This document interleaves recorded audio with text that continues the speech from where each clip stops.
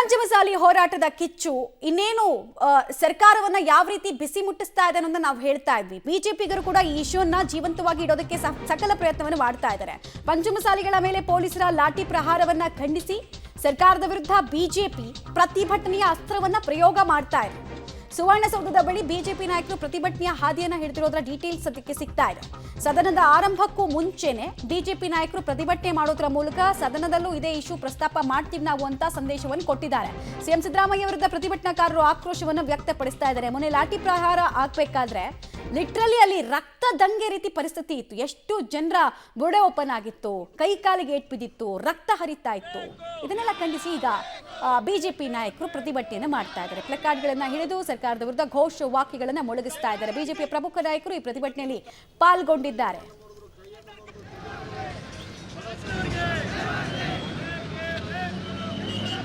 ರಕ್ತವನ್ನು ನಿವಾರಿಸಿದ್ದೀರಿ. ರಾಣಿ ಚೆನ್ನಮ್ಮನ ಮತ್ತು ಅವರ ವಂಶಜರ ಸಮಾಜದ ಶಾಪನೆ ಮೇಲೆ ಕಟ್ತೈತಿ.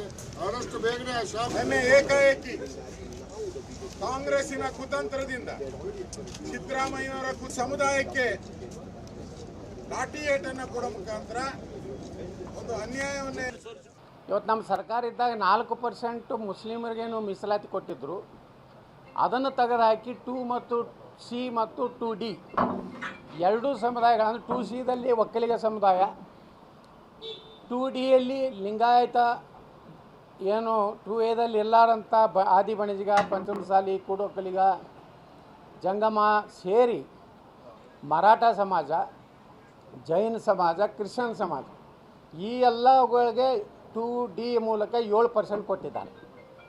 ಅದರ ಒಂದು ಇಂಪ್ಲಿಮೆಂಟ್ ಮಾಡಬೇಕಂತ ಹೇಳಿ ನಾವು ಮೊನ್ನೆ ಒಂದು ನಮ್ಮ ಸಮುದಾಯದ ಒಂದು ಹೋರಾಟವನ್ನು ಇಟ್ಕೊಂಡಿದ್ದೀವಿ.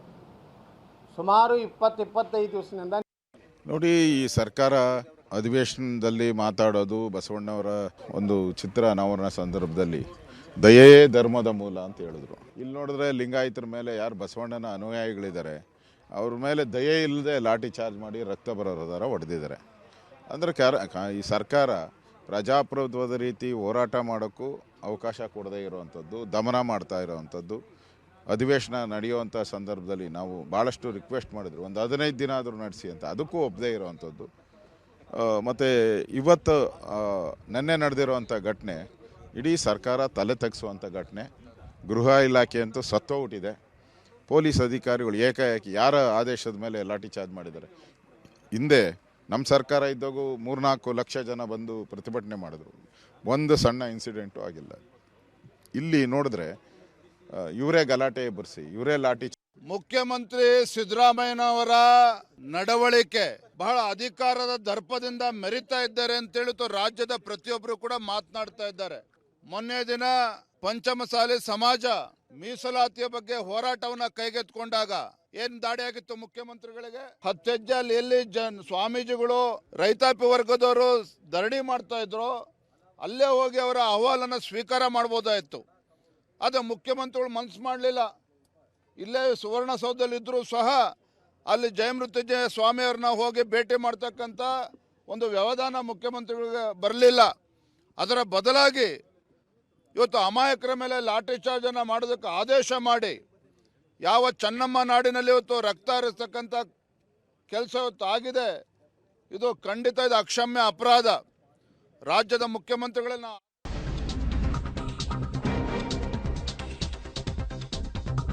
ಪಂಚಮಸಾಲಿಗಳ ಮೇಲೆ ಪೊಲೀಸರ ಲಾಠಿ ಪ್ರಹಾರ ವಿಚಾರಕ್ಕೆ ಸಂಬಂಧಪಟ್ಟಂತೆ ಸರ್ಕಾರದ ವಿರುದ್ಧ ಅರವಿಂದ್ ಬೆಲ್ಲದ್ ವಾಗ್ದಾಳಿಯನ್ನು ನಡೆಸಿದ್ದಾರೆ.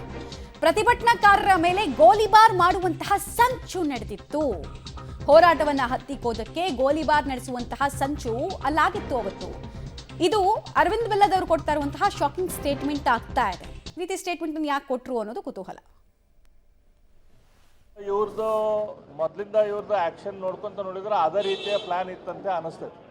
ಈ ಹೋರಾಟವನ್ನು ಸಂಪೂರ್ಣ ಮುರಿಬೇಕಂತ ಹೇಳಿ ಅದ್ರ ಸಂಬಂಧ ಸ್ವಾಮೀಜಿ ಅವರು ಹೇಳ್ದಂಗೆ ಲಾಠಿ ಚಾರ್ಜ್ ಮಾತ್ರ ಅಲ್ಲ, ಗೋಲಿಬಾರನ್ನು ಕೂಡ ಮಾಡೋ ಸಂಚು ಇತ್ತು ಅಂತ ಅನಿಸ್ತೈತೆ ನಮಗೂ. ಇದು ಇವ್ರದ್ದು ಮೊದಲಿಂದ ಇವ್ರದ್ದು ಆಕ್ಷನ್ ನೋಡ್ಕೊಂತ ನೋಡಿದ್ರೆ ಅದೇ ರೀತಿಯ ಪ್ಲಾನ್ ಇತ್ತಂತೆ ಅನಿಸ್ತೈತೆ.